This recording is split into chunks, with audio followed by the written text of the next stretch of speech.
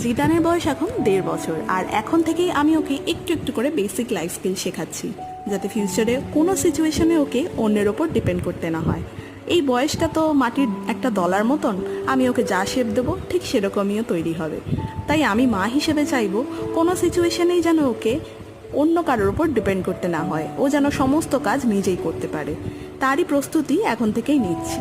আমাদের সোসাইটিতে basic life স্কিলটাকে gender role হিসেবে ধরা হয়, আসলে সেটা একটা বহু বছর ধরে চলে আসা ভুল।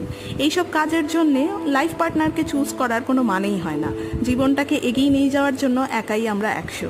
তার জন্য লাইফ পার্টনার যদি আসে, সে বন্ধু হিসেবেই না হয় থাকবে, সেটাই আমি চাইবো। যেটা পুরোপুরি মিনিংলেস যে লাইফ পার্টনার আসবে আমার সমস্ত কাজবাজ করে দেওয়ার জন্যে, জিদান যেন সেইভাবে লাইফ পার্টনার চুজ না করে, তারই প্রস্তুতি আমি নিচ্ছি। আপনারাও কি আমার সাথে একমত? তাহলে কমেন্টে অবশ্যই জানাবেন। দেখা হচ্ছে নেক্সট ভিডিওতে। বাই।